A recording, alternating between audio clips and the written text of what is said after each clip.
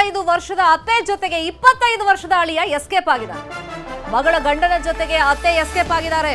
ದಾವಣಗೆರೆ ಜಿಲ್ಲೆ ಚನ್ನಗಿರಿ ತಾಲೂಕಿನ ಮುದ್ದೇನಹಳ್ಳಿಯಲ್ಲಿ ನಡೆದಿರುವಂತಹ ವಿಚಿತ್ರವಾದಂತಹ ಘಟನೆ ಇದು. 55 ವರ್ಷದ ಶಾಂತಾ ಜೊತೆ ಅಳಿಯ ಗಣೇಶ್ ಪರಾರಿಯಾಗ್ಬಿಟ್ಟಿದ್ದಾರೆ.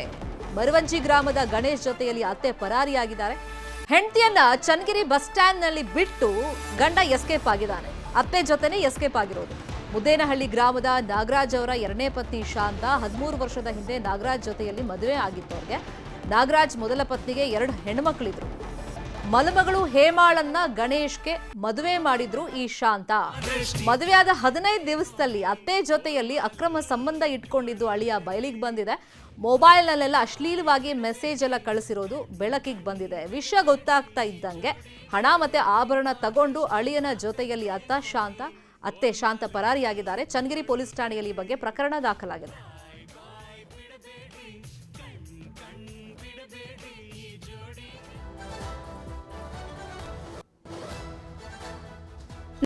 ನನಗೀಗ 1-2 ತಿಂಗಳು ಮುಂಚೆ ಮದುವೆ ಆಗಿತ್ತು.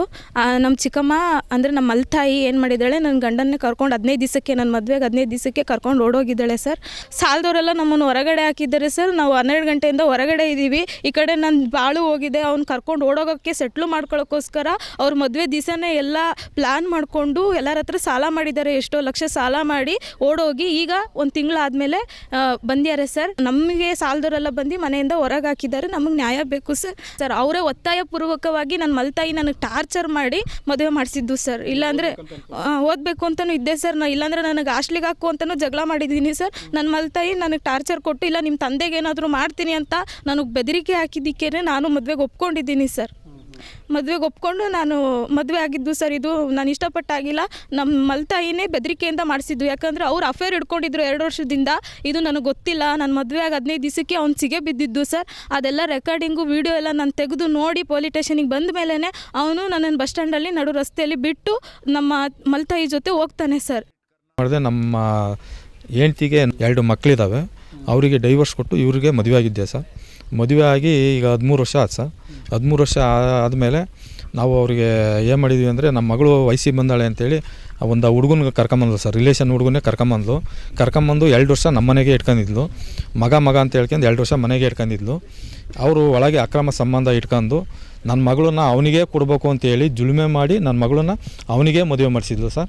ಮದುವೆ ಮಾಡಿ ಅಫೇರ್ ಇರೋದು ನನ್ನ ಮಗಳು ಏನು ಮಾಡಿದ್ಲು, ವೀಡಿಯೋ ರೆಕಾರ್ಡಿಂಗು ಎಲ್ಲ ಕಂಡಿಡ್ದು ಮದುವೆ ಆಗಿ 15 ದಿನಕ್ಕೆ ಅಷ್ಟು ನಮ್ಮ ರೆಕಾರ್ಡಿಂಗು ವೀಡಿಯೋ ಎಲ್ಲ ನನಗೆ ಹಾಕಿದ್ಲು.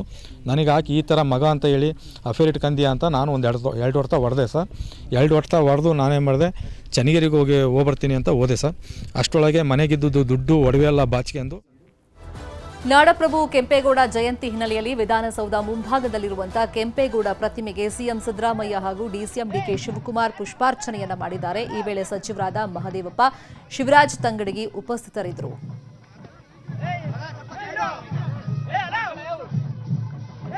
ಇನ್ನು ರಾಮನಗರದಲ್ಲೂ ಕೆಂಪೇಗೌಡರ ಸಮಾಧಿಗೆ ಪೂಜೆಯನ್ನ ಸಲ್ಲಿಸಲಾಗಿದೆ. ಮಾಗಡಿಯ ಕೆಂಪಾಪುರದಲ್ಲಿರುವಂತಹ ಕೆಂಪೇಗೌಡರ ಸಮಾಧಿಗೆ ಶಾಸಕ ಬಾಲಕೃಷ್ಣ ಪೂಜೆಯನ್ನ ಸಲ್ಲಿಸಿ ಕೆಂಪೇಗೌಡರ ಜ್ಯೋತಿಯನ್ನ ಬೆಂಗಳೂರಿಗೆ ಕಳಿಸಿದ್ದಾರೆ. ಇನ್ನು ಕೆಂಪೇಗೌಡರ ಸ್ವಗ್ರಾಮ ದೇವನಹಳ್ಳಿಯ ಆವತಿ ಗ್ರಾಮದಲ್ಲೂ ಕೂಡ ಪುರಜ್ಯೋತಿ ಮೆರವಣಿಗೆ ನಡೆದಿದ್ದು ಬೆಂಗಳೂರಿಗೆ ತಲುಪಿದೆ.